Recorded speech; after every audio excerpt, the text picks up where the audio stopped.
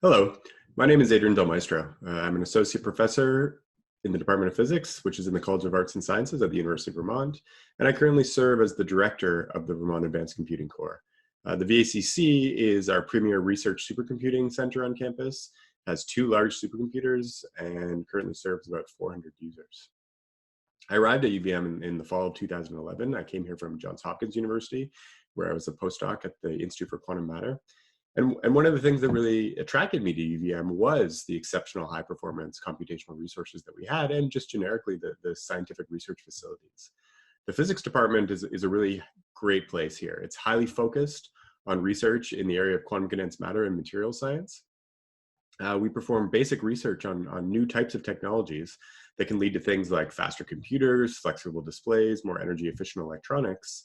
And the fact that we are so focused and that we're so friendly and we work on very similar things with many shared interests leads to many new collaborative research projects. In fact, any casual conversation over coffee can lead to a new discovery, and that's something that has really made it a fun place to work. Over the last few years, we've moved into our new home, Innovation and Discovery Hall, as part of UVM's new STEM Center. And not only did this include new research labs for experiments and new offices and new modern teaching spaces. For myself, as a theoretical physicist who does not have a lab, we do mostly calculations and computations. Part of the new STEM Center included a theoretical physics research center. Now, this is just excellent for us. It has an espresso machine. It has floor-to-ceiling chalkboards. It's a place where we can congregate with our students and our research groups and brainstorm and work and do calculations and really make a lot of progress. This semester, I'm teaching a brand new class that's actually very tied to my research that I designed on quantum computing. Now, quantum computing is a really rapidly moving field at the level of kind of the forefront of research. You've probably heard about it a lot in the news with Google and IBM and Microsoft getting involved, trying to build quantum computers. It's very exciting. A quantum computer could potentially change the way that we attack global scale problems. So, for example, the way that we affix nitrogen in fertilizer as a planet currently uses about 2% of the global energy budget, and it's using a process that's over 100 years old. It's thought that with a near-term quantum computer, we could actually revitalize and reinvent that process and knock a factor of 1% off of our entire energy budget. Now, that's a pretty exciting thing in terms of the global impact that learning about quantum computing in a class could do.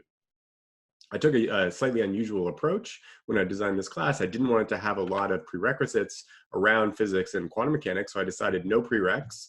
We're just going to assume linear algebra that you might have used in high school, and we're going to start from scratch and see how far we can get. We have a diverse class of about 20 students. It's a very tight-knit group.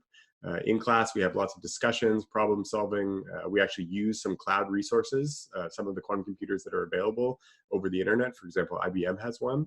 And we have discussions on things like locality, spooky action at a distance entanglement, quantum teleportation, but also more practical things like how quantum computers can both break current cryptography methods, like RSA, for example, and also ensure that new ones are unbreakable, that are essentially based on the laws of physics. So my hope is that students completing this course will have enough training to pursue research and internship opportunities at companies that are actively doing quantum computing, or if they want to pursue or go on to graduate school. This has been, I think this has been pretty successful with students already applying to internships this summer. I usually teach a variety or mix of introductory and advanced courses, including advanced graduate level courses, which we actually encourage our undergraduates to take.